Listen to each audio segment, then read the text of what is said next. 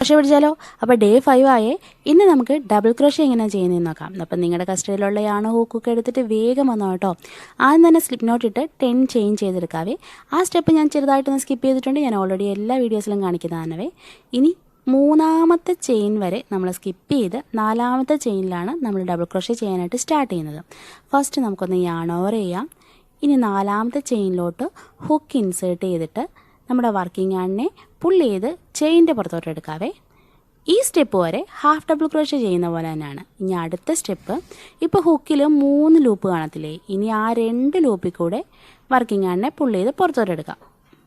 ഇനി വീണ്ടും പെൻഡിങ് ആയിട്ട് 2 ലൂപ്പില്ലേ, ഇനി വീണ്ടും വർക്കിംഗ് യാണിനെ പുൾ ചെയ്ത് ആ 2 ലൂപ്പിൻ്റെയും പുറത്തോട്ട് എടുക്കാം.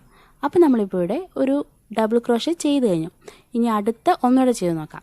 ഒന്ന് യാൺ ഓവർ ചെയ്യണം. ഇനി ഹുക്ക് ചെയിനിൽ കൂടെ ഇൻസേർട്ട് ചെയ്ത് വർക്കിംഗ് യാണിനെ പുൾ ചെയ്ത് ചെയിൻ്റെ പുറത്തോട്ട് എടുക്കണം. ഇപ്പോൾ 3 ലൂപ്പ് വരും. ആദ്യത്തെ 2 ലൂപ്പിൽ കൂടെയും വർക്കിംഗ് യാണിനെ പുൾ ചെയ്ത് പുറത്തെടുക്കാം. വീണ്ടും അടുത്ത 2 ലൂപ്പിൽ കൂടെയും വർക്കിംഗ് യാണിനെ പുൾ ചെയ്തെടുക്കാം. ഇപ്പോൾ സെക്കൻഡ് വൺ ചെയ്തു. ഇനി തേർഡ് വൺ ചെയ്യാം.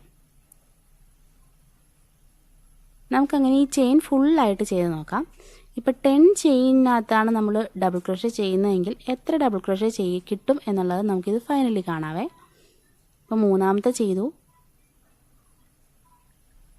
അങ്ങനെ ഈ ചെയിൻ ഫുള്ളായിട്ട് കംപ്ലീറ്റ് ചെയ്യാം.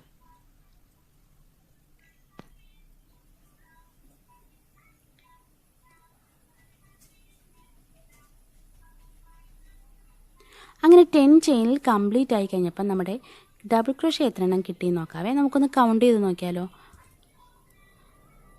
1 2 3 4 5 6 7 അങ്ങനെ 7 ഡബിൾ ക്രോഷ്യയാണ് നമുക്ക് 10 ചെയിനിൽ കിട്ടുന്നത് കേട്ടോ. അപ്പോൾ നിങ്ങൾക്ക് ഈ ഡബിൾ ക്രോഷ്യ എങ്ങനെ ചെയ്യുന്നതെന്ന് മനസ്സിലായി കാണുമല്ലോ. നിങ്ങളെല്ലാവരും ഇതൊന്ന് ട്രൈ ചെയ്ത് നോക്കാൻ മറക്കല്ലേ. അപ്പോൾ വീഡിയോ ഇഷ്ടപ്പെടുവാണെങ്കിൽ ലൈക്ക് ചെയ്യാനും നിങ്ങളുടെ കൂട്ടുകാർക്ക് ഇത് ഷെയർ ചെയ്ത് കൊടുക്കാനും മറക്കരുത് കേട്ടോ. അപ്പോൾ ടാറ്റാ ബേബി, അടുത്തൊരു വീഡിയോ ആയിട്ട് വീണ്ടും കാണാം.